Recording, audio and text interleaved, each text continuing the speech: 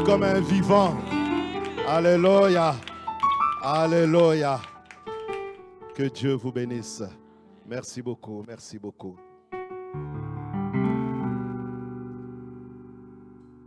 Que l'Éternel Dieu de gloire vous bénisse abondamment. Je suis dans la joie de me retrouver ce soir au milieu de vous. Ce n'est pas une première fois pour moi ici, c'est un peu comme ma seconde maison. Et nous voulons encore dire merci au pasteur Steve et sa charmante épouse pour l'accueil qui est toujours magnifique. Est-ce qu'on peut acclamer le Seigneur pour eux et pour toute l'Église? Je ne suis pas venu seul, je suis venu avec une petite équipe, les diacres et tous ceux qui sont là de Bruxelles. Est-ce que vous pouvez vous lever, s'il vous plaît? Alléluia. Alléluia, alléluia. Bon, quand je dis de Bruxelles, c'est parce que l'église est à Bruxelles, mais nous sommes un peu dispersés de toute la Belgique. Personnellement, je viens de la Flandre, mais l'église est à Bruxelles et donc nous œuvrons à Bruxelles et il s'agit du ministère Amen Bruxelles. Merci pour votre présence. Il y en a qui sont venus en train, d'autres à voiture. Merci beaucoup pour la présence d'un chacun d'entre vous à nos côtés. Si nous sommes là aujourd'hui, c'est pour ce festival qui est le festival de la parole, n'est-ce pas? Nous sommes venus pour parler, pour entendre Dieu nous parler, parce que nous savons une chose, qu'au commencement était la parole. Et la parole est le soubassement de toutes choses. Tout ce que nous le faisons parce que Dieu l'a dit. Alléluia. C'est parce que quelque part, Dieu l'a dit. Et c'est cette parole qui est une parole créatrice. Au commencement était la parole et Dieu a commencé à parler et les choses ont commencé à se faire. Voilà pourquoi je crois profondément à la parole. Je crois profondément que cette parole n'est pas simplement une parole comme tout autre grand orateur qui peut parler, mais c'est une parole qui transforme. C'est une parole qui convainc. C'est une parole qui peut guérir. Car il est écrit, il envoya la parole et la parole l'est guérie. C'est une parole qui peut agir dans la vie d'un chacun d'entre nous et t'amener dans des dimensions qui étaient insoupçonnées hier. Voilà pourquoi je crois profondément à la parole. Et je dis à quelqu'un, bien-aimé, on n'a pas besoin simplement de t'imposer les mains pour que tu sois visité. Même par cette parole qui est dégagée, la puissance de cette parole est capable de transformer ta vie. La puissance de cette parole est capable de te délivrer. La puissance de cette parole est capable de guérir de toute maladie qui est au-dedans de toi. Car la parole est vivante. Elle est esprit et vie et elle procure la vie au-dedans de toi. Voilà pourquoi je déclare ce soir que toute parole qui sortira de son trône ce soir puisse guérir ta vie au nom de Jésus-Christ. Qu'elle puisse rencontrer ta situation. Qu'elle rencontre ton problème, qu'elle rencontre ton désir. Que ce que tu cherches, tu puisses le rencontrer par cette parole qui est dégagée ce soir au nom puissant de Jésus-Christ. Alléluia. Le réveil, c'est maintenant. Quel thème merveilleux. Alléluia. Parce que c'est le départ de toutes choses. Nous sommes au commencement pour nous. C'est le départ de toutes choses. Et je bénis le Seigneur parce que je reviens, non pas directement, mais au mois de juin, nous avons eu la grâce d'être en Colombie. En Colombie, et nous avons été témoins d'un réveil extraordinaire, bien-aimé dans le Seigneur. Laisse-moi t'avouer que j'étais moi-même étonné de ce qui se passait là-bas. J'étais moi-même étonné. Nous sommes francophones, donc on connaît un peu ce qui se passe dans l'espace francophone, généralement ou instinctivement, nous nous retournons vers les anglophones, donc on connaît quand même ce qui se passe dans le monde anglophone. Mais personnellement, je te l'avoue, pour moi, c'était la première fois même de m'intéresser à ce qui se passe dans le monde hispanique. Et je t'avoue que j'étais réellement étonné. Lorsque nous partions en Colombie, on accompagnait l'homme de Dieu, l'apôtre Léopold, pour un grand travail qu'il a fait là-bas. Nous avons été accueillis par le pasteur Ricardo. Et à toute personne à qui je parlais, je leur disais, voilà, que ce soit même les membres de ma famille, bon, on va en Colombie, je vais en Colombie. Dans la tête de tout le monde, c'était Pablo Escobar. Il n'y avait qu'Escobar. Personne n'avait pu penser que réellement là-bas, le réveil avait pris de l'ampleur.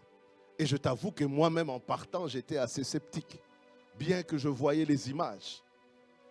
Mais lorsque nous sommes arrivés sur place, bien-aimés, les choses que j'ai vues là-bas, je ne les ai jamais vues ailleurs.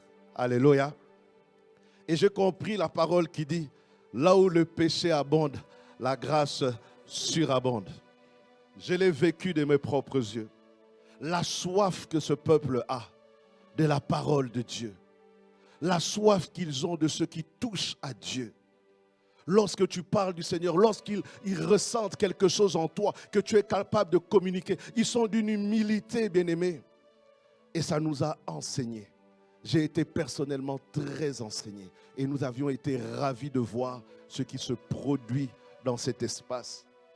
Les gens venaient de toute l'Amérique latine. Ils étaient pleins.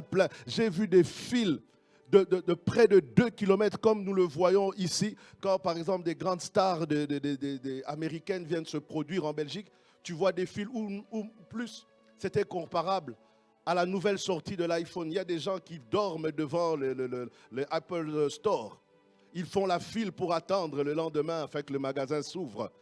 Et moi, j'ai vu ça pour des gens qui ne voulaient simplement, qui avaient soif de la parole du Seigneur. Alléluia. On était stupéfaits et j'ai béni le Seigneur. Et lorsque j'entends, parce qu'on a eu l'occasion de parler avec eux, de connaître un peu l'histoire de leur réveil, car nous devons, il est important pour nous d'étudier le réveil. D'étudier le réveil, des fois parce que sinon tu risques de croire que tout ce qui se fait, tout ce que tu fais, c'est la seule manière de le faire. Non, il y a autre chose. Alléluia. Et l'esprit ouvert, parce qu'il y a autre chose. Renseigne-toi, instruis-toi, lis beaucoup, sois cultivé. Alléluia. Sois cultivé dans ce que tu pratiques. Ne sois pas cultivé simplement par rapport à ce qui touche tes études, ton background, mais sois cultivé par rapport à ce que toi-même tu pratiques. Tu pratiques le christianisme, tu te dis chrétien réveillé, eh bien étudie le réveil. Vois ce qui s'est passé dans d'autres contrées. Le pasteur nous parle de la Chine et je suis totalement d'accord avec lui. Il se passe des choses en Chine, dans les souterrains, dans des pays musulmans. Il y a le réveil. Le réveil touche tout le monde, bien-aimé dans le Seigneur. Qui pouvait croire qu'aujourd'hui, jusqu'à quelques années, la plus grande église était en Corée? Qui pouvait imaginer, bien-aimé dans le Seigneur? Dans notre plan missionnaire, on ne parle jamais de ces contrées-là. Mais ce n'est pas parce que tu n'en parles pas qu'il ne se passe pas des choses là-bas. Le réveil est partout. Alléluia. La Bible déclare, allez jusqu'aux extrémités de la terre. Cette parole est en train de s'accomplir, bien-aimé. Elle est en train de s'accomplir. Ne dors plus. Alléluia. Car cette parole s'accomplit. Et si toi, tu ne le fais pas, d'autres le feront. Car il est capable de susciter des pierres. Il est capable de susciter des arbres pour le louer et pour le servir. Et nous avons tout intérêt, nous chrétiens, nous qui nous prétendons être des enfants de Dieu, de contribuer à cette mission première que l'Éternel nous a donnée. Il a dit, allez, dis après moi, allez. Alléluia. Dis après moi, allez. Est-ce qu'aller signifie rester? Est-ce qu'aller, ça signifie s'asseoir sur le banc, être là le dimanche à l'église, partir, revenir et rester sur le banc? Dis après moi, allez. Allez. Il les a envoyés. Allez faire des disciples partout. Et moi, je crois personnellement que celui qui te donne une mission, il y a toujours ce qu'on appelle un rapport de mission. Si je confie une mission à mon enfant, je lui dis, Élie, je vous salue, Élie, Nathanaël, Lohan, que Dieu vous bénisse. Et mon épouse aussi, je t'aime beaucoup.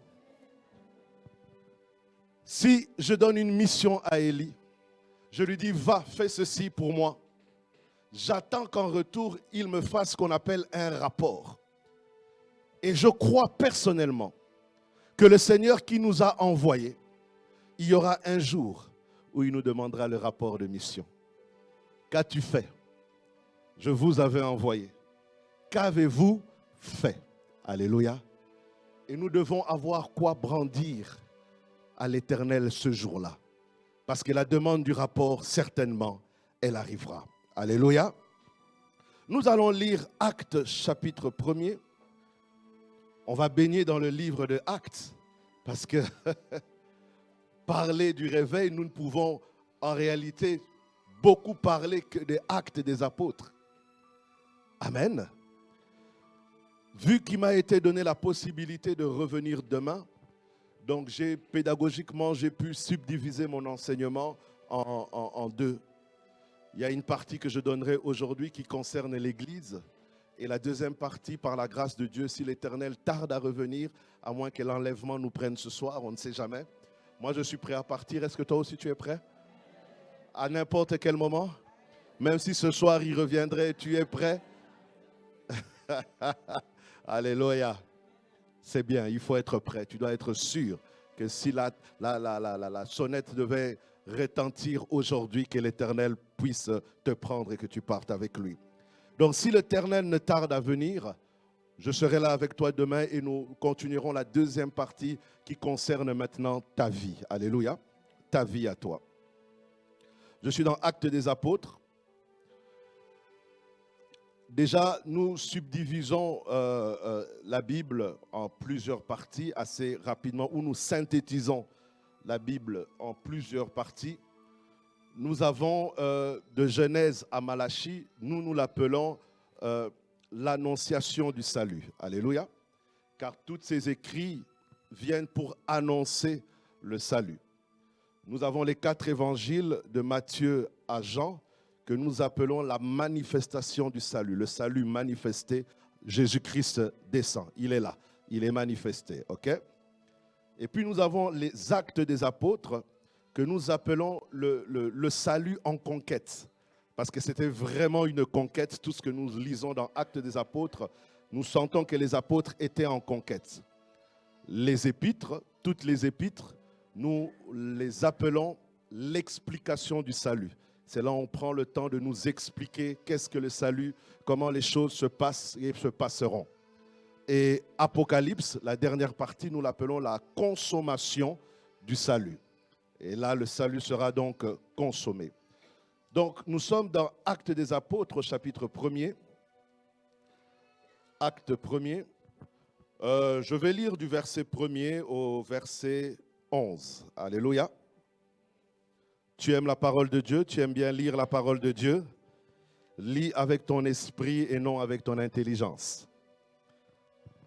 Théophile, j'ai parlé dans mon premier livre de tout ce que Jésus a commencé de faire et d'enseigner dès le commencement, jusqu'au jour où il fut enlevé au ciel après avoir donné ses ordres par le Saint-Esprit aux apôtres qu'il avait choisis. Entendons-nous bien, c'était des ordres. Dis après moi, des ordres. Christ a donné des ordres aux apôtres. C'était un ordre. Après qu'il eut souffert, il leur apparut vivant et leur en donna plusieurs preuves. Se montra à eux pendant 40 jours et parlant des choses qui concernent le royaume de Dieu. Comme il se trouvait avec eux, il leur recommanda de ne pas s'éloigner de Jérusalem, mais d'attendre ce que le Père avait promis. Ce que je vous ai annoncé, leur dit-il.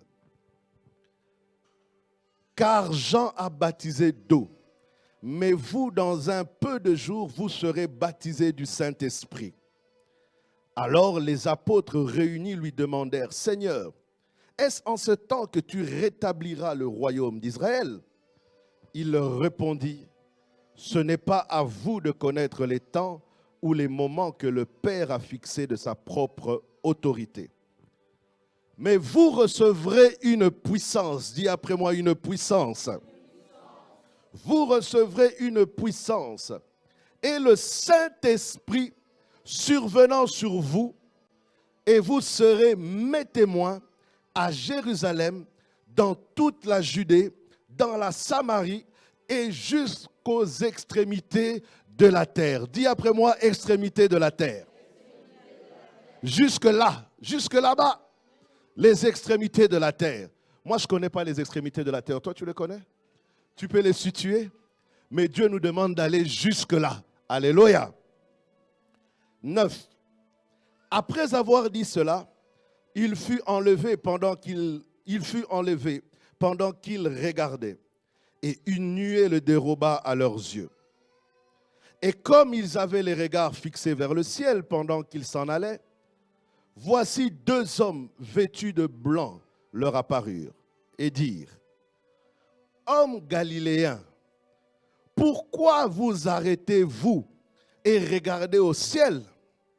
Ce Jésus qui a été enlevé au ciel du milieu de vous reviendra de la même manière que vous l'avez vu allant au ciel. Alléluia. Parole du Seigneur. Est-ce que tu peux acclamer pour la parole du Seigneur? Jésus-Christ a été manifesté sur la terre. Sa naissance a été miracle. Sa vie a été miracle. Car lorsqu'il est né, la Bible déclare qu'il eut des signes dans les ciels. Les étoiles ont brillé. Ce qui a fait en sorte que les mages qui venaient de l'Orient puissent voir l'étoile qui était le signe qu'un roi naissait. Ils ont fait le voyage de l'Orient jusqu'à Jérusalem. Ils ont voulu chercher à savoir où il était, car un roi est né. Lorsqu'un roi naît, il y a des signes qui se manifestent. Ils sont allés jusqu'à Bethléem. Cette ville qui en réalité n'est pas une grande ville en Israël. Il n'y a pas grand-chose. Tu ne la compareras pas à Jéricho, à Jérusalem ou à d'autres villes.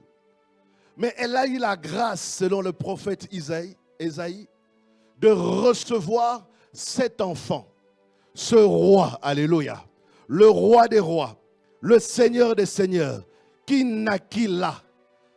Il y a pour Jérusalem être répandu, être connu. Bethléem n'est connu que parce que Jésus-Christ y est né.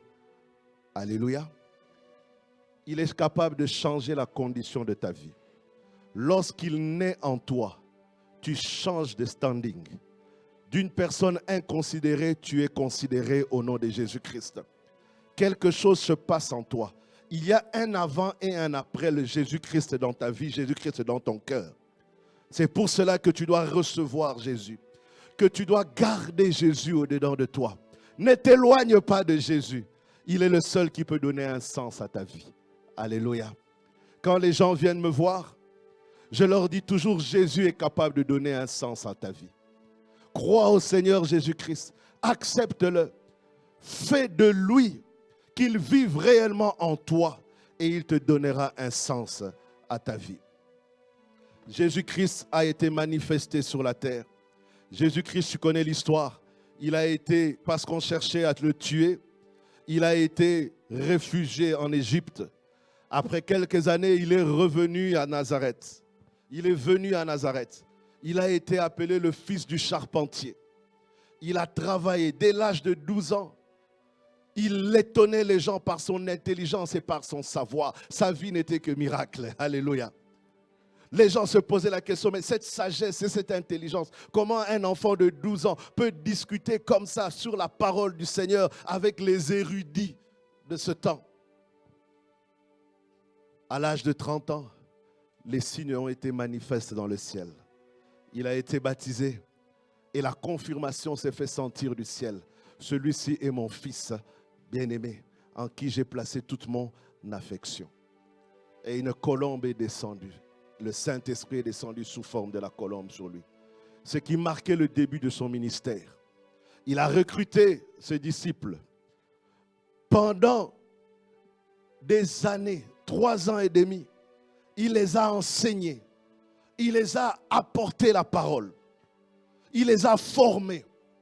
Il leur a montré qui il était par des signes de miracles et des prodiges. Alléluia. Vous cherchez à voir le Père, vous l'avez vu. Il a donné des paroles fortes dans l'évangile de Jean. Car dans l'évangile de Jean, Dieu ne se cache pas. Jésus ne se cache plus. Il dit clairement qu'il est la parole faite chair. Alléluia. Il ne se cache plus. Il dit clairement à ce peuple qui il était et quelle était sa mission. Il leur a dit des choses. Il leur a parlé sur ce qui devait arriver. Qu'est-ce qui devait lui arriver? Il leur a tout expliqué. Mais beaucoup d'entre eux ne comprenaient toujours pas. Alléluia. Beaucoup d'entre eux, quand il leur disait qu'il devait être arrêté, il devait partir, qu'il allait mourir, ils ne croyaient pas. Et je peux me mettre à leur place. Ils l'ont vu réaliser tellement de choses, bien-aimés dans le Seigneur, qu'ils ne pensaient pas que cet homme pouvait les laisser et partir, surtout de cette manière-là. Mais Jésus-Christ a accepté sa destinée. On ne l'a pas tué, il s'est laissé mourir pour que toi et moi nous soyons sauvés. Alléluia. Et aujourd'hui, si nous sommes rétablis dans la position adamique, si nous pouvons réclamer nos droits, c'est parce que Jésus-Christ a pris notre place à la croix. Il est écrit que celui qui pêche, c'est celui qui mourra. Mais lui qui n'avait commis aucun péché, il a accepté de porter nos péchés. Il est monté à la croix comme un agneau mené à l'abattoir. Il n'a pas bronché. Alléluia. Parce qu'il t'aime. Parce qu'il m'aime. Alléluia. Il n'a pas bronché. Il a accepté d'être mené à la croix. Et il est mort. Que son nom soit glorifié. Je te bénis, Seigneur, pour l'œuvre de la croix. Parce que sans l'œuvre de la croix, nous ne serions pas ici. Sans cette œuvre de la croix, où serais-je, éternel Dieu des armées? Où serais-je, Adonai? Tu as eu pitié de nous. Seigneur, tu n'as pas tenu compte de nos fautes, mais tu nous as lavés par ton sang, tu nous as purifiés et tu as fait de nous des enfants de Dieu. Que ton nom soit loué à jamais. Acclame pour le Seigneur.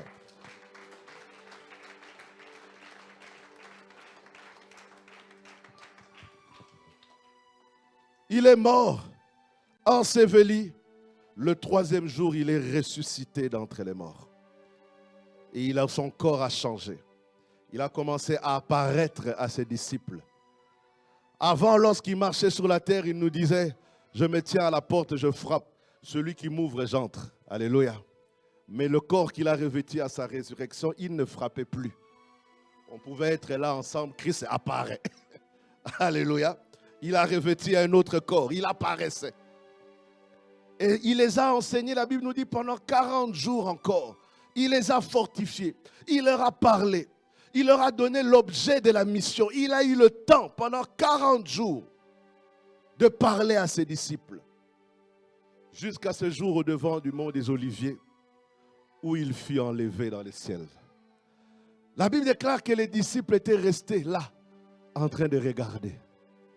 Il a fallu qu'il y ait un ange qui vienne leur dire, mais que faites-vous là? Moi, je pense que si l'ange n'était pas venu, il serait là peut-être jusqu'aujourd'hui encore. En train de regarder et d'attendre. Bien aimé, ce n'était pas facile. Mets-toi à leur place. Ils n'auraient jamais pu penser que Christ allait partir. Il a tellement fait des choses avec eux. Il a tellement manifesté sa grâce. Il voulait demeurer avec. Si c'était possible, il serait parti avec lui. Et il part après avoir dit tout ce qu'il leur a dit. Qu'allez, faites ceci, évangéliser. Après leur avoir donné l'ordre. Mais à peine Jésus part.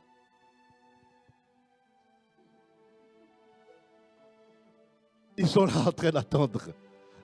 Il a fallu qu'un ange vienne leur dire, hé, mais bouge-toi. Qu'est-ce que vous faites là? Le Christ que vous avez vu partir, de la même manière qu'il part, de la même manière il reviendra. Mais quelle est la mission qu'il vous a donnée? L'évangile n'est pas un évangile de surplace, non. N'est pas un évangile attentiste, non. C'est un évangile qui bouge. C'est un évangile qui est debout. C'est un évangile qui est en conquête. Alléluia. C'est la conquête, bien-aimés dans le Seigneur. Nous sommes différents du judaïsme, par exemple. Parce que dans le judaïsme, on n'évangélise pas. On ne vient pas, on n'est pas par rapport à une... Non, ça se transmet. Tu l'es ou tu ne l'es pas. Alléluia. Mais nous évangélisons. Nous gagnons des âmes. Nous, Christ nous a dit, allez jusqu'aux extrémités de la terre et gagnez-moi des âmes. Je veux avoir des âmes. Alléluia. Christ ne descendra plus pour faire le travail. Lorsqu'il descendra, c'est pour nous prendre et partir. Mais il a envoyé son Saint-Esprit. Alléluia. Pour qu'en nous, le travail puisse être fait. Dis à ton voisin, Jésus-Christ n'a que toi. Jésus-Christ n'a que toi. Pour l'accomplissement de la vision. Pour l'accomplissement du travail. Il n'a que toi. Et comme il n'a que toi, ça veut dire qu'il compte sur toi. Christ compte sur nous. Église, Christ compte sur nous. Alléluia. Sinon, je ne vous confie pas la mission. Si je te confie une mission, c'est que quelque part, je compte sur toi. Si nous avons le Saint-Esprit, c'est quelque part, je compte sur toi pour la mission. Pourquoi as-tu le Saint-Esprit? Pose-toi la question. Pour quelle raison avons-nous le Saint-Esprit? Si ce n'est pas pour accomplir premièrement la mission que Dieu nous a laissée sur sa terre. Alléluia. C'est la première raison pour laquelle nous avons l'Esprit de Dieu. C'est parce que nous avons quelque chose à accomplir. Et comme lui ne reviendra plus, il ne sera plus Emmanuel, Dieu parmi les hommes. Cette dispensation est passée, c'est fini. Alléluia. On est passé à autre chose. On est passé au Saint-Esprit qui nous donne la capacité de pouvoir faire. Et Dieu est tellement beau, Jésus est tellement beau, qu'il nous dit qu'avec le Saint-Esprit, nous ferons des choses plus grandes que ce que lui-même n'a fait. Alléluia. Église, c'est possible. C'est possible, bien-aimé, parce que c'est la parole de Dieu. Je dis à quelqu'un, c'est possible. Est-ce que tu le crois? Est-ce que tu le crois? Tout commence par là. Est-ce que tu le crois réellement? Alléluia. Oui, tu fais bien de le croire. Parce que Jésus te l'a promis. Jésus ne t'a pas promis qu'une grandeur. Jésus ne t'a pas promis simplement, je ne sais pas, de l'argent, des choses bien, une vie. Non. Christ t'a promis qu'avec lui, en toi, tu feras des choses plus grandes que ce qu'il n'a fait. N'est-ce pas une responsabilité? Maintenant, pose-toi la question. Il me dit que je ferai des choses les plus grandes. Regarde d'abord qu'est-ce que lui-même il a fait. Alléluia. Quand tu regardes ce que lui-même il a fait, bien aimé, ça doit te faire trembler. Tu comprends que c'est une responsabilité. Être enfant de Dieu, avoir l'Esprit Saint, c'est une responsabilité. Ce n'est pas simplement parler en langue, simplement crier. Non, non, non, c'est une responsabilité. Et nous devons comprendre cela de cette manière-là. Que c'est une responsabilité. Dieu te juge digne. Il nous juge digne. Nous des hommes imparfaits. Nous des hommes, nous arrivons à tomber. Nous des hommes, nous faisons une promesse à Dieu aujourd'hui et demain nous faisons le contraire. Tu viens, tu demandes pardon. Seigneur, pardonne-moi. Voilà, Seigneur Jésus-Christ, pardonne-moi ceci. Plus jamais ça n'arrivera. 3 jours après, tu retombes dans la même chose. Mais ce Dieu-là, par son amour, il a jugé bon que nous étions dignes de recevoir son esprit. Alléluia.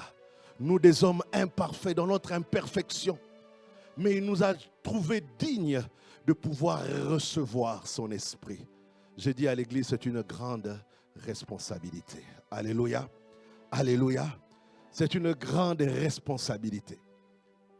L'ange est descendu, il dit, mais qu'est-ce que vous faites là? Christ ne vous a pas parlé pour que vous restiez là. Il dit, retournez à Jérusalem. Réunissez-vous. Parce que la promesse va s'accomplir. Alléluia. Attendez là. Attendez que Dieu puisse te remplir. Et comme ce que Dieu dit arrive toujours, un jour la promesse est accomplie.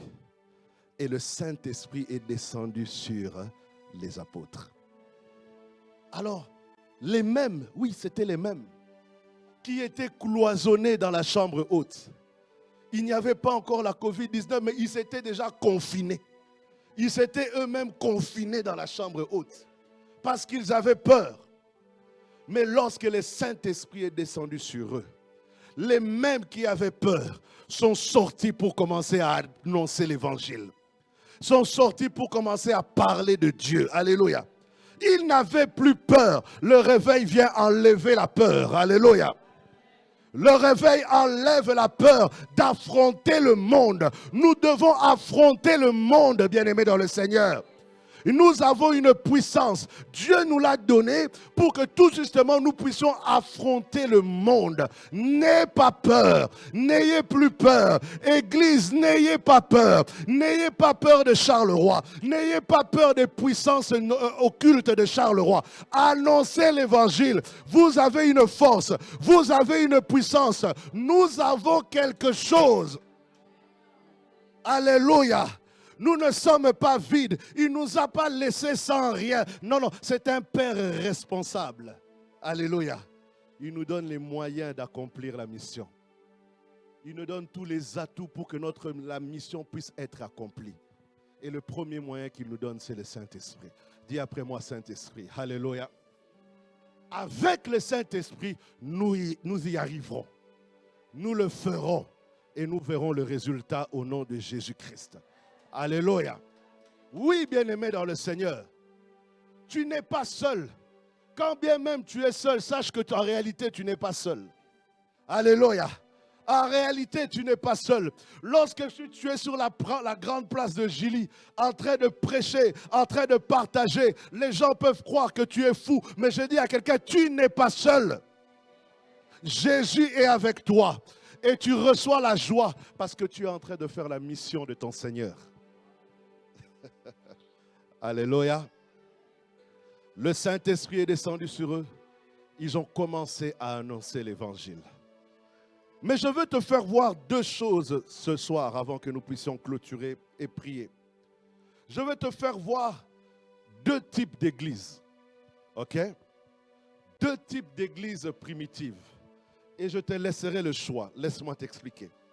Je te laisserai le choix de voir quel type d'église nous voulons être. Car il y a deux types d'églises primitives, ok? Nous avons l'église de Jérusalem, qui est constituée des apôtres du Seigneur. Ceux qui ont marché dans la chair avec Jésus-Christ et tous ceux qui sont venus par la suite sous l'impulsion des apôtres.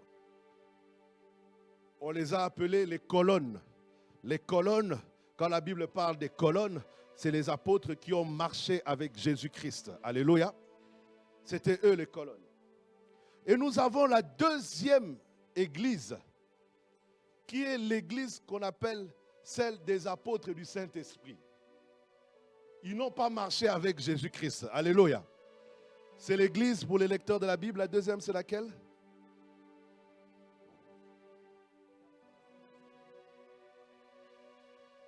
L'église d'Antioche.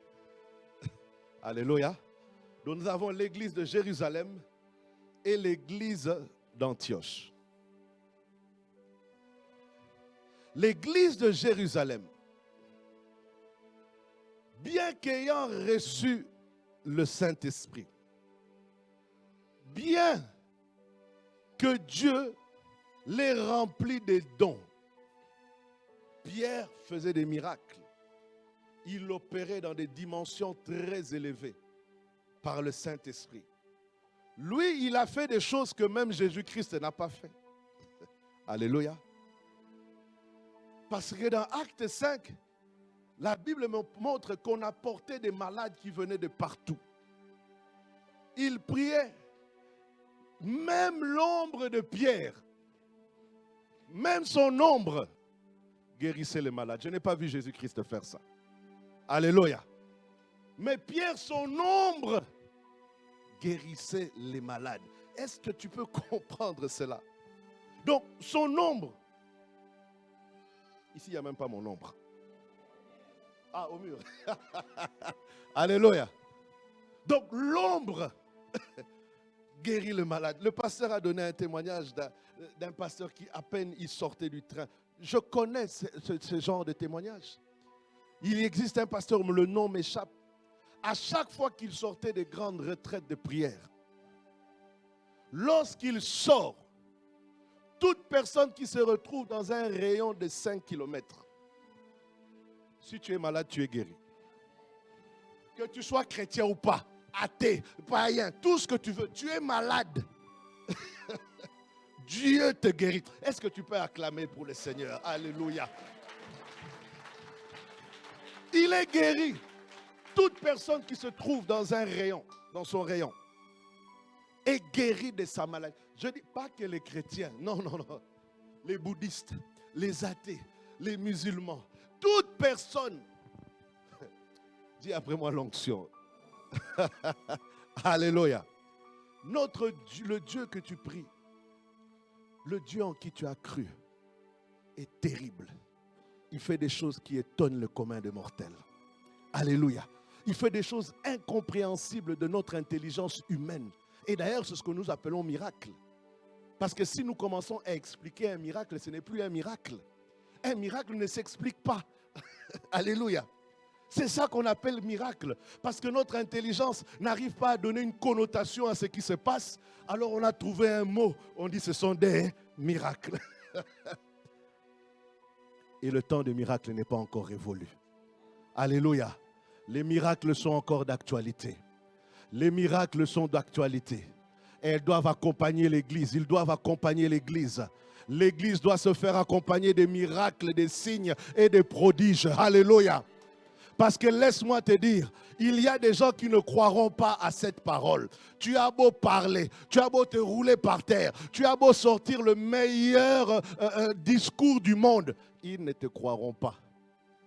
Les gens veulent voir pour croire. Alléluia. Celui qui ne croit pas, le jour où son fils sera malade, il vient te voir, tu pries pour son enfant, l'enfant est guéri, là, il croira. Voilà pourquoi Paul nous dit, il n'y a pas quelqu'un dans la Bible qui était aussi érudit que Paul. C'était un grand intellectuel. Il est allé parler jusqu'en Grèce, toujours dans Actes des Apôtres. Alors que nous savons que la civilisation grecque de l'époque, c'était le summum au niveau de la science. Mais Paul n'a pas eu peur d'eux. Il a parlé.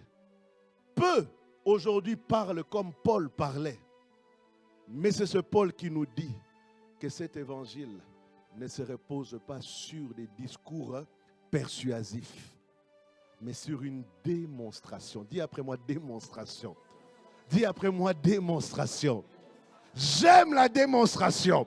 J'aime quand l'onction descend et Dieu se révèle par ce qu'il est capable de faire. Alléluia.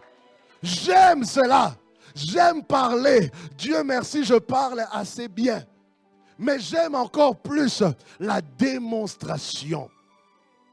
Parce que là où les paroles ne convainquent plus, là où les paroles ne convainquent plus, Pasteur Steve, là où les paroles ne convainquent plus, seule la puissance de Dieu, la démonstration de Dieu peut toucher le cœur.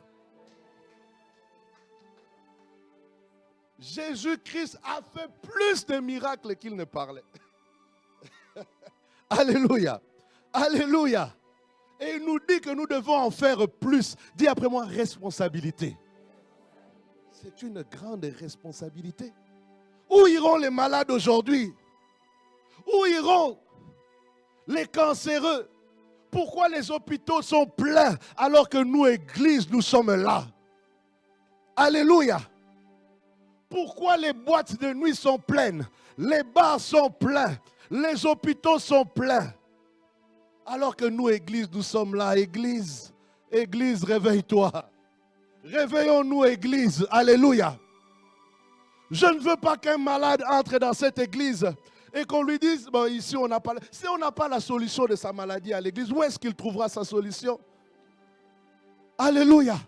La Bible dit, venez à moi, vous tous qui êtes chargés. Dans cette charge, il y a la maladie, il y a les blocages, il y a les envoûtements, il y a les dépendances à l'alcool, les dépendances à la pornographie, les dépendances aux cigarettes, il y a tout ça. C'est cette charge-là. Et il dit, venez à moi, vous tous qui êtes chargés, afin que je vous donne du repos. Dis après moi, la responsabilité de l'Église. Nous avons une responsabilité. Qu'allons-nous dire à ces personnes-là? Tu es addict à la drogue? Va dans un centre de désintox. Moi, je suis pasteur. Est-ce que moi, je peux dire ça?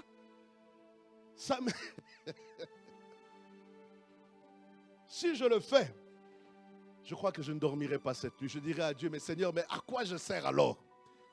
À quoi je sers? Si un bien-aimé vit avec sa maladie et que je suis incapable, je prierai le Seigneur, je dirai, Seigneur, à quoi je sers? Tu m'as appelé seulement pour parler, toujours parler. Si tu veux entendre les gens parler, surtout ces derniers temps, quand tu regardes LCI, BFM TV, toutes les choses, tu entends des gens parler. Et ils parlent très très bien. Mieux que nous. Alléluia. Nous devons associer nos paroles à la puissance de Dieu. Alléluia. Deux églises, celle de Jérusalem et celle d'Antioche. Ok? L'église de Jérusalem a reçu la mission. Dieu leur a parlé. Vous recevrez une puissance, vous serez mes témoins en Judée, dans la Samarie, jusqu'aux extrémités de la terre. Mais il a fallu, acte 8, tu peux lire? Acte 8, verset 1.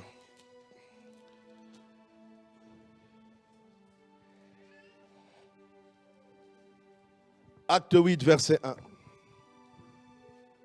Il eut ce jour-là une grande persécution contre l'église de Jérusalem. Et tous, excepté les apôtres, se dispersèrent dans les contrées de la Judée et de la Samarie. Qu'est-ce qui a fait bouger les disciples? La persécution. Alléluia. C'est à cause de la persécution qu'ils ont commencé à partir. C'était une église qui était très locale. Alléluia. Et quand je dis cela, ce n'est pas nécessairement péjoratif. Mais je viens simplement dire par là que Acte 8 nous montre la mission qui leur avait été donnée. Ils étaient censés aller jusqu'aux extrémités de la terre. C'était ça leur but. C'était ça la mission. Mais ils sont restés très locaux. Alléluia. Dieu envoie la persécution pour les faire bouger. Alléluia. S'il n'y avait pas la persécution, de la même manière qu'ils attendaient Jésus là au mont des Oliviers, de la même manière ils seraient restés là. Alléluia. La persécution a dû venir pour les faire bouger. Église, n'attendons pas la persécution pour bouger. N'attendons pas la persécution pour faire notre travail. Nous avons un travail à faire. Alléluia. N'attendons pas la persécution pour bouger. C'est maintenant que tu dois bouger. C'est maintenant, Église, que nous devons bouger. Alléluia. N'attendons pas la persécution.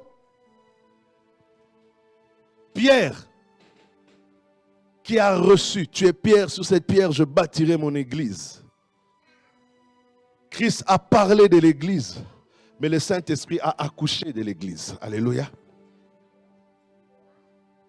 Et ce Pierre-là, quand tu regardes le ministère de Pierre, il a été très limité. Alléluia. C'est eux qui ne croyaient pas que nous, les païens, on pouvait aussi recevoir le Saint-Esprit. Alléluia.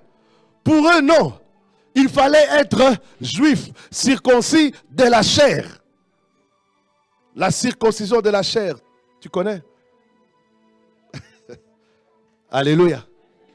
Ils ne pensaient pas que nous aussi on aurait pu le recevoir. Jusqu'au jour où Dieu lui-même a parlé à Pierre dans une vision. Tu connais l'histoire avec Corneille, n'est-ce pas? Il a parlé à Pierre dans une vision pour lui faire comprendre que non, Pierre, j'avais dit jusqu'aux extrémités de la terre. C'était jusque là-bas. Pourquoi tu te limites ici? Jusque là-bas. Dieu a dû le révéler à Pierre. Et nous avons la deuxième église. Alléluia. Dis après moi la deuxième. La deuxième. Alléluia. Acte 13. Et je termine par là pour aujourd'hui. Acte 13.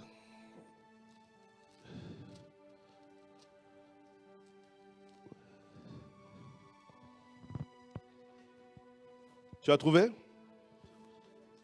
Verset 1er au verset 4.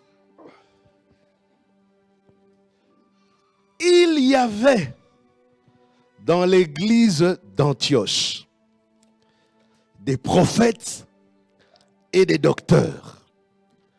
Barnabas, Siméon appelé Niger, Lucius de Cyrène, Manaën, qui avait été élevé avec Hérode le tétrarque, et Saoul. Alléluia. Pendant qu'ils servaient le Seigneur dans leur ministère et qu'ils jeûnaient, le Saint-Esprit dit: mettez-moi à part Barnabas et Saoul pour l'œuvre à laquelle je les ai appelés. Alléluia.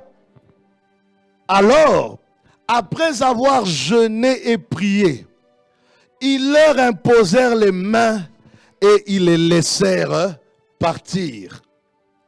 Barnabas et Saoul, envoyés par le Saint-Esprit, descendirent à Séleucie et de là, ils embarquèrent pour l'île de Chypre. Alléluia, alléluia. Dis après moi l'église d'Antioche. Je suis allé à Chypre. J'étais à Chypre, à Paphos, il y a quelques mois. C'était au mois de... On était là quand? Au mois d'avril, je crois. Au mois d'avril, j'étais là, à Chypre. Nous avons ouvert une assemblée là-bas à Chypre. Je suis allé pour couper le ruban. J'ai été envoyé pour couper le ruban. Jusqu'aujourd'hui, sur l'île de Chypre, à Paphos, tu as des traces du passage de Paul. Alléluia. Les grottes où il a été emprisonné, c'est devenu des sites touristiques où on va visiter les souterrains. Bien aimé, des fois il faut s'en rendre compte pour comprendre des choses. Et on était dans les grottes sont des tunnels en réalité créés dans le sol, pas aménagés, rien du tout. Ce n'était pas comme les prisons d'aujourd'hui. Et quand j'étais là, on était avec les frères. J'ai automatiquement pensé à Paul et Silas qui étaient emprisonnés, qui louaient le Seigneur et que le Dieu des cieux les a délivrés. Alléluia. Bien aimé, il faut y aller pour comprendre la dimension du miracle que Dieu opère. Nous étions dans les galeries et jusqu'aujourd'hui tu as les traces de Paul. Alléluia. L'église d'Antioche était une église, on va dire, cosmopolite. Tu avais des gens, certains théologiens l'appellent même l'église africaine, parce que tu avais des gens qui venaient d'Afrique. C'était une église cosmopolite, les gens venaient de partout. On parle de Niger, qui est pratiquement le Niger actuel. On parle de Cyrène. Pour ceux qui connaissent un peu, Cyrène, c'est en Libye. C'est en Libye aujourd'hui. Et donc, ils étaient là. Elles venaient un peu de partout. Cette église savait prier et jeûner. Alléluia. Cet esprit, le Saint-Esprit, les mettait à part pour faire l'œuvre du Seigneur. La Bible déclare, alors qu'ils jeûnaient, alors qu'ils priaient, le Saint-Esprit mettait à part Barnabas et Paul. Alléluia. Dans le but et l'objectif, non pas de rester sur place, non pas de garder l'évangile rien que pour eux, mais de se déplacer et d'aller vers les nations. et d'aller conquérir. Dis après moi, conquête. Et aller conquérir. Allez parler de Dieu, allez visiter, allez prêcher. Et Dieu accompagnerait leurs paroles par des signes, des miracles et des prodiges. Alléluia. L'Église doit revenir à sa mission principale. Si vous ne vous occupez pas de la mission principale, nous avons l'habitude de dire, si vous ne vous occupez pas de la mission, le diable s'occupera de vous. Ça sera des problèmes, vous tournez en rond dans l'église, toujours des problèmes, ceci, cela, il y a ceci, cela, des bagarres, des ceci, parce que vous n'êtes pas concentré ou focus sur la mission. Alléluia. Nous avons une mission. Nous avons une mission. Nous croyons au Saint-Esprit, n'est-ce pas? L'église prie.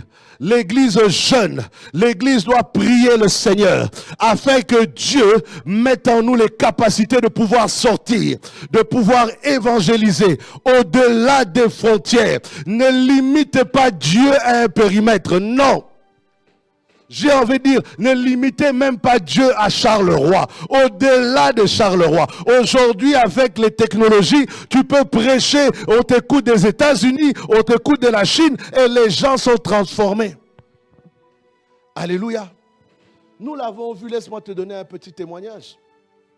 Pendant la période de confinement, nous avions, on dirait, voilà, vraiment c'est comme si nous étions avertis par Dieu. Parce que juste avant mars, c'était mars 2019, 20, je ne sais plus. 20. Juste avant, on avait déjà acheté le matériel tout justement pour commencer des cultes live. Quelques mois après, le confinement a commencé. J'ai dit, oh, tant mieux. Et pendant pratiquement 7 mois ou 8 mois, où les gens ne venaient pas à l'église, où, je me rappelle, non, on vient de loin, bien-aimé. Les gens avaient peur de venir, de sortir. Je me rappelle quand je sortais le dimanche pour aller au culte, pour faire le live depuis l'église, il n'y avait personne sur les routes. Il n'y avait personne.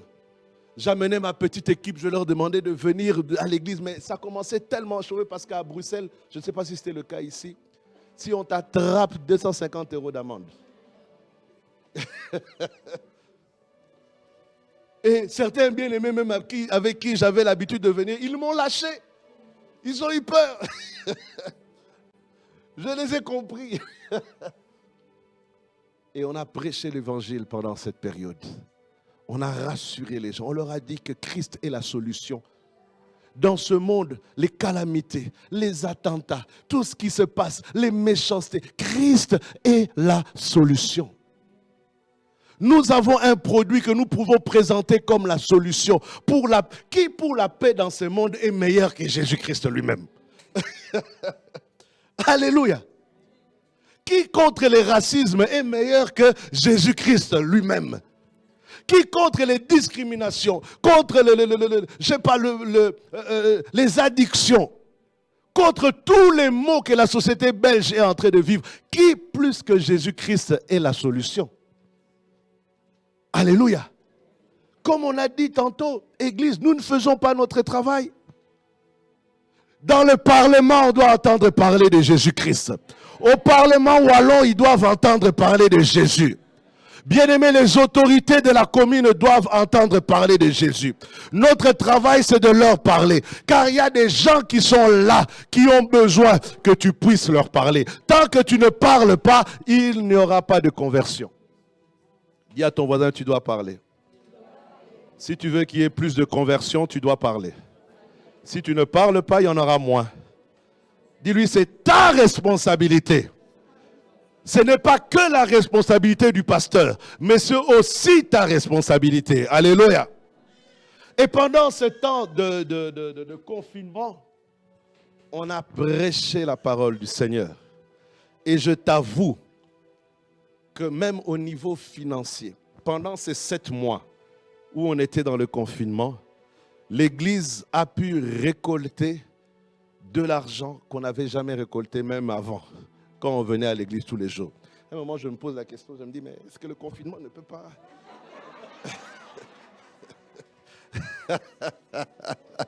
Alléluia. Les gens étaient connectés de partout.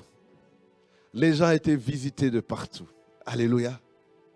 Je me rappelle, j'étais dans un magasin avec un frère de l'église. L'apôtre Léopold était en train de prêcher sur les réseaux sociaux. On était dans un magasin, il est électricien, on était dans un magasin de biens où on achète des bricots, ce genre de magasin. Alors, dans le culte là, l'apôtre dit, là où tu es, lève tes mains au ciel. Il s'est arrêté dans le magasin. Il a levé les mains au ciel. Tu vas recevoir, tu vas... Cher frère, dans le magasin, le frère est tombé par terre. Il a commencé à prier en langue. Là, par terre. Alléluia. Je ne te raconte pas une histoire. J'étais là.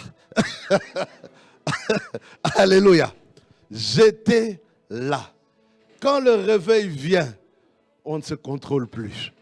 On ne se maîtrise plus. Alléluia. C'est une force qui nous prend, qui est plus fort que nous.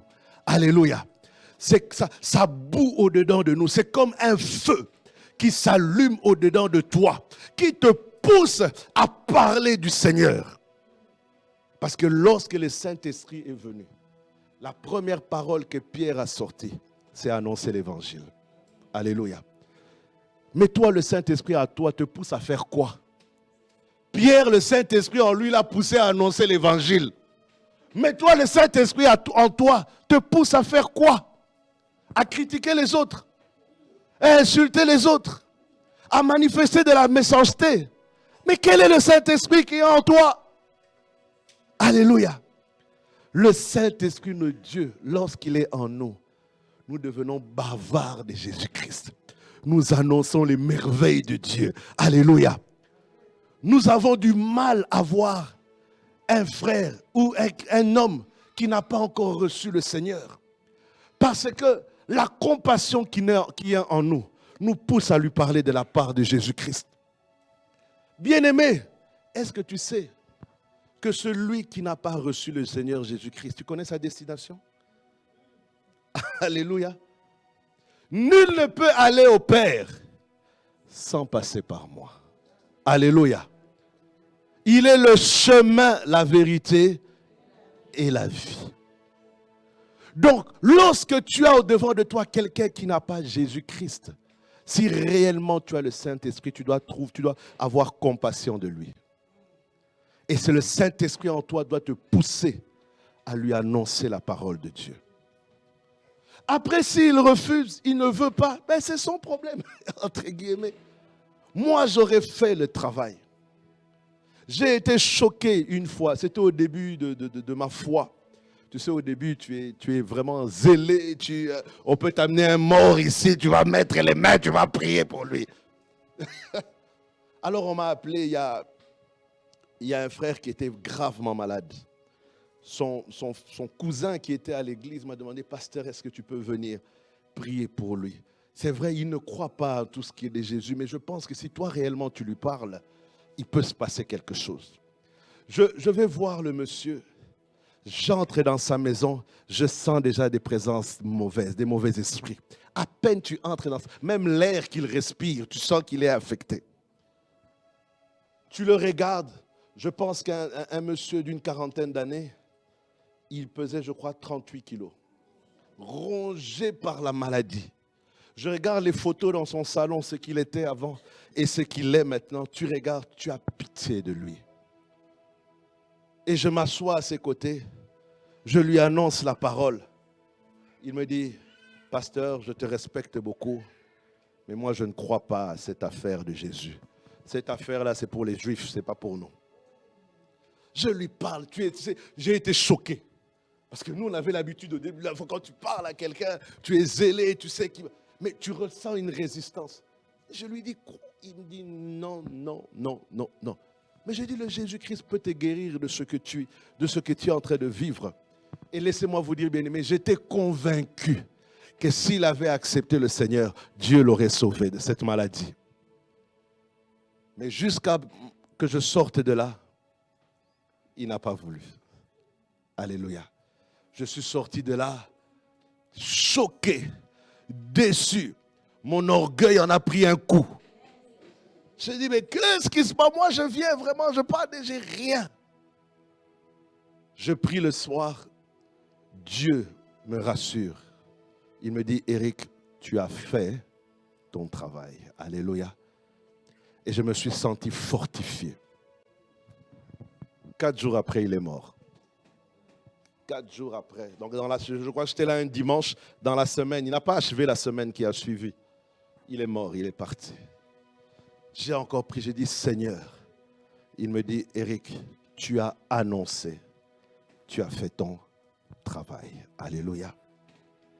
Bien-aimé, il y a des gens qui ont besoin de ce salut. Il y a des gens qui ont besoin que tu leur glisses un mot simplement. Voilà pourquoi, Église, investissons dans les flyers, dans la technologie, dans toute propagande, tout moyen est bon pour faire en sorte que le peuple reçoive Jésus-Christ. Soyez allés à Charleroi, mais ne vous limitez pas à Charleroi. Alléluia. Nous, on est à Bruxelles. Nous avons des gens qui viennent de Namur. Nous avons des gens qui viennent de Liège. Nous avons des gens qui viennent de Quiévrain, dans le Hainaut. Après Mons. Moi-même, je suis montois, c'est là où j'ai étudié. Ils viennent de partout. Lorsqu'il y a la gloire de Dieu, comme le pasteur vient de le dire, cette gloire attire. Alléluia. Elle attire. Dans notre église à Kinshasa, les gens, pour avoir de la place, les gens viennent la veille. Le culte, c'est dimanche à 7h du matin. Nous, là-bas, on commence le culte à 7h du matin. Alléluia. À 7h du matin. Les gens quittent, ceux qui connaissent Kinshasa, Brazzaville, dans le Congo, les gens quittent Brazzaville. Ils viennent à Kinshasa, ils dorment à l'église pour se rassurer d'avoir la place le lendemain à 7h du matin. Dis après moi le réveil. Quand le réveil est dans le cœur, les raisons ne sont plus raisons. Il n'y a plus de raison pour servir Dieu. Alléluia. La distance n'existe plus. Le froid, il n'y a qu'ici où je vois ce genre de choses. Quand c'est l'hiver, les gens ne veulent pas à l'église. Pasteur, il fait froid.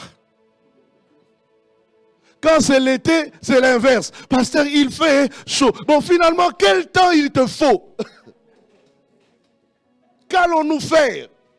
Donc toi, tu viens qu'à l'église que le printemps et pendant l'automne parce que c'est le climat qui te va. Les températures sont assez agréables pour toi. Tu n'es pas réveillé. Alléluia. Que l'église manifeste du signe des réveils. Que l'église de Charleroi manifeste le signe des réveils. Chers frères, ton thème n'est pas vain. Il y a quelque chose que Dieu veut faire dans cette église. Il y a quelque chose, Dieu veut se manifester dans cette église. Que cette ville et les alentours soient témoins du réveil, que cette flamme qui va être allumée au nom de Jésus-Christ. Toi qui es venu et qui repars, que la flamme du réveil accompagne ton cœur, accompagne ta vie au nom de Jésus-Christ. Allez avec cette flamme dans vos églises. Retournez avec ce feu. Embrasez les restes de l'église. Embrasez l'église. Mobilisez-vous pour le royaume des cieux. Soyons mobilisés comme un seul homme. Ce monde a besoin de nous. Ce pays a besoin de nous. Nous sommes une solution. Nous ne sommes pas un problème. Nous ne sommes pas un problème. Mais par contre, nous sommes une solution aux maux de ces pays. Les différents maux, les différentes calamités de ce pays, nous sommes une solution. Dieu ne nous a pas placés en Belgique en vain. Dieu n'a pas fait de toi habitant de ce pays en vain. C'est parce que tu as une mission à accomplir dans ce pays. Est-ce que quelqu'un le croit? Tu as quelque chose à faire et il est temps que tu le fasses. Que l'onction de Dieu te touche, que l'onction de Dieu t'embrase, que le Seigneur Jésus-Christ t'embrase, qu'il commence à te toucher là maintenant. Sois embrasé au nom de Jésus-Christ.